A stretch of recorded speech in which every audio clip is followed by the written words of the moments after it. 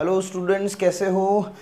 अभी हम अपने बायोटेक को कंटिन्यू करते हैं और हम आ पहुँचे हैं सिंथेसाइजिंग एंजाइम्स पर। जो लास्ट वीडियो था हम उसमें एंजाइम्स के बारे में पढ़ रहे थे और मैंने बोला था कि एंजाइम्स अभी कंप्लीट नहीं हुए हैं, ठीक है।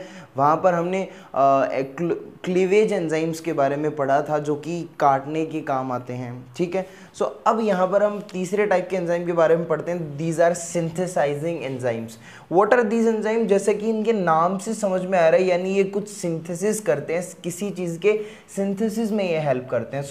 सिंपल सी डेफिनेशन है कि these enzymes are used to synthesise new strands of DNA. ये डीएनए के न्यू स्ट्रैंड को सिंथेसाइज करने में काम आते हैं।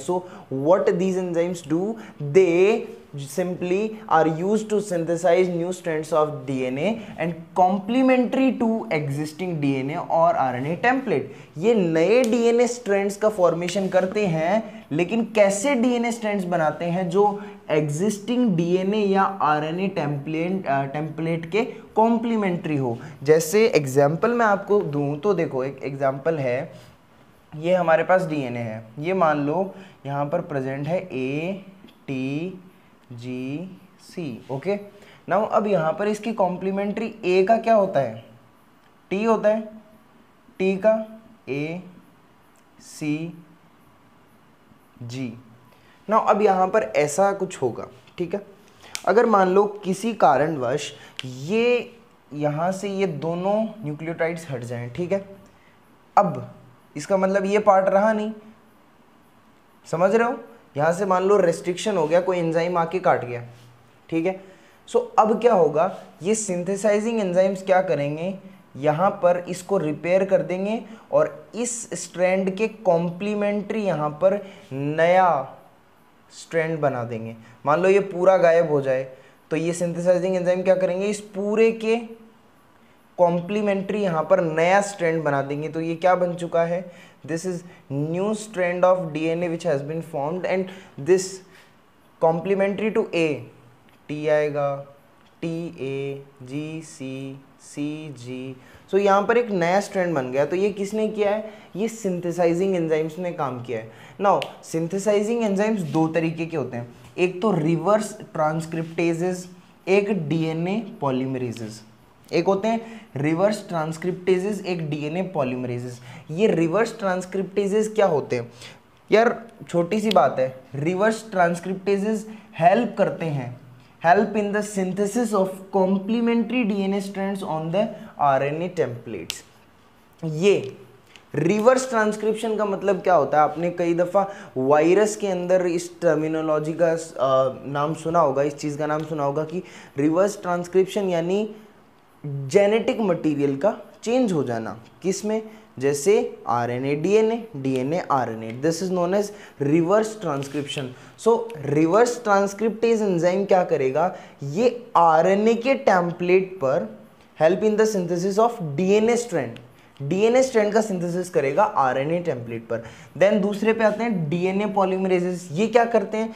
ये डीएनए के स्ट्रैंड पर डीएनए का ही टेम्पलेट लगाते हैं, help in the synthesis of complementary DNA strands on the DNA template. यहाँ पर रिवर्स ट्रांसक्रिप्टेज में क्या है? यहाँ पर आरएनए का स्ट्रैंड है और आरएनए का टेम्पलेट है और डीएनए का नया स्ट्रैंड बन रहा है, ठीक है। और डीएनए पॉलीमरेजेस में क्या होगा? डीएनए का टेम्पलेट होगा, डीएनए का ही नया स्ट्रैंड बनेगा। सिंपल सी बात है, वैसे कोई ज़्यादा जोर देने लायक बात नहीं है। इंपॉर्टेंट चीज़ जो थी वो मैंने आपको पिछली वीडियो में बताई थी। सबसे ज़्यादा ज़रूरी जो कौन से एंजाइम थे? क्लीवेज एंजाइम्स थे, ठीक है। रेस्ट्रिक्शन, एंडोन्यूक्लियस, सबसे ज़्यादा ज़रूरी इस चैप्टर में वही है। देन जानी सुन, जॉइनिंग एंजाइम्स। जॉइनिंग एंजाइम्स क्या काम करते हैं? ज्वाइन करने का, इसीलिए इनको मॉलिक्यूलर ग्लूज भी बोलते हैं। Joining enzymes are also known as molecular glues because क्या करते हैं? These enzymes help in the joining of the DNA fragment. For example DNA ligase. DNA ligase एक ऐसा एंजाइम है जो ज्वाइन करने में काम आता है। किसको ज्वाइन करने में काम आता है? डीएनए फ्रैगमेंट्स को, बहुत सारे डीएनए फ्रैगमेंट्स को जोड़ने में काम आता है DNA ligase. That's why they are also known as molecular glue. ये जो डीएनए लाइगेज है ना, it is from E coli, is used to join DNA fragment. ये इकोलाई से ऑब्टेन होता है। इसके बारे में बोला गया कि जो डीएनए लाइगेज है ये इकोलाई से ऑब्टेन होता है और ये डीएनए फ्रैगमेंट को ज्वाइन करने में काम आता है, also known as molecular glues. Then on the number 5 we have alkaline phosphatases. We have alkaline phosphatases. ये alkaline phosphatase क्या होते हैं? ये कट ऑफ करते हैं. These cut off phosphate group from the 5' end of linearized circular DNA. देखो एक circular DNA था, ऐसे कुछ समझो, ये एक सर्कुलर डीएनए था, ठीक है. फिर उसके बाद में मैंने इसको काट दिया, ठीक है. अब ये मैंने जब इसको एक एंड से यहाँ से बीच में से कुछ काटा रेस्ट्रिक्शन एंडोन्यूक्लियस ला करके, अब ये कैसा हो सकता है? ये एक लीनियर डीएनए हो चुका है, ये एक लीनियर डीएनए हो चुका है, ठीक है. लीनियराइज्ड सर्कुलर डीएनए यहाँ पे इसी को बोला गया है. अब ये लीनियर हो चुका है, ठीक है. अब एक बात बताओ, जब रेस्ट्रिक्शन एंडोन्यूक्लियस एंजाइम आकर के यहाँ काटेगा तो वो तो स्टिकी एंड्स का फॉर्मेशन भी करेगा ना. स्टिकी एंड या फिर कोहेसिव एंड बनते हैं. मैंने बोला था एक बार कटने से 2 स्टिकी एंड 2 कोहेसिव एंड बनते हैं, ठीक है. सो ये स्टिकी एंड बनेंगे तो इनकी टेंडेंसी होगी कि वापस ये क्या करें, जुड़ जाएं. वापस ये एक दूसरे के कॉम्प्लीमेंट्री तो हैं ही, तो ये वापस जुड़ जाएं और कंप्लीट सर्कुलर डीएनए का वापस फॉर्मेशन कर लें. इसीलिए वहाँ पर जहाँ पर हमने क्या किया होता है, जहाँ पर रेस्ट्रिक्शन एंडोन्यूक्लियस एंजाइम का यूज़ किया होता है, काटा होता है डीएनए को, तो वहाँ पर क्या करते हैं, एल्कलाइन फॉस्फेटेज डाल देते हैं. और ये एल्कलाइन फॉस्फेटेज क्या करता है, ये फॉस्फेट ग्रुप को हटा देता है. ये वहाँ से फॉस्फेट ग्रुप को रिमूव कर देता है 5' एंड की वजह से, जिस 5' एंड पर फॉस्फेट ग्रुप को रिमूव कर देता है, जिसकी वजह से ये लीनियराइज सर्कुलर डीएनए प्रिवेंट हो जाता है रीसर्कुलराइजेशन से. मतलब वापस रीसर्कुलराइजेशन नहीं कर सकता ये. Then what is vehicle DNA और vector DNA? Vehicle DNA vector DNA क्या होता है?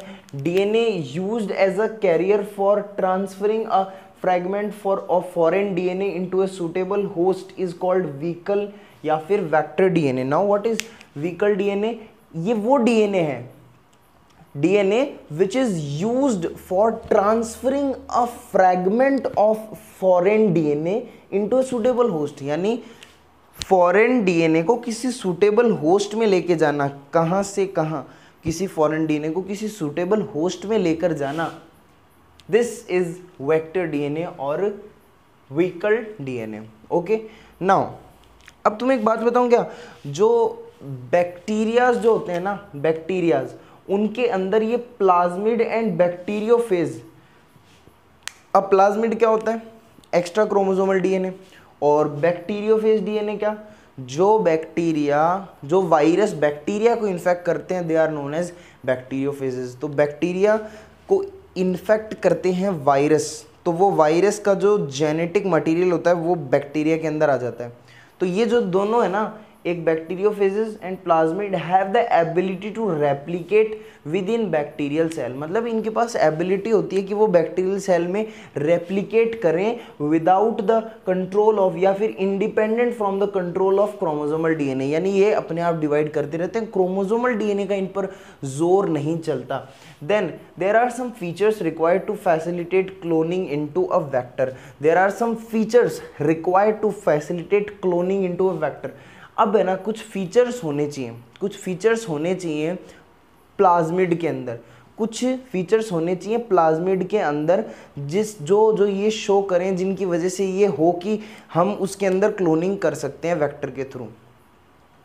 ये चीज़ क्या है, मैं बोल रहा हूँ कि कुछ फीचर्स होने चाहिए प्लाज्मिड में. मतलब हमने जो होस्ट चूज़ किया उसके प्लाज्मिड में कुछ फीचर्स ऐसे होने चाहिए जिनकी वजह से हमें ऐसा लगे कि हाँ यार, ये पर्टिकुलर जो होस्ट है, ये पर्टिकुलर जो प्लाज्मिड है यार, इट इज़ सूटेबल फॉर, मतलब ये सूटेबल है हमारा काम कराने के लिए. तो कुछ ऐसे फीचर्स होते हैं.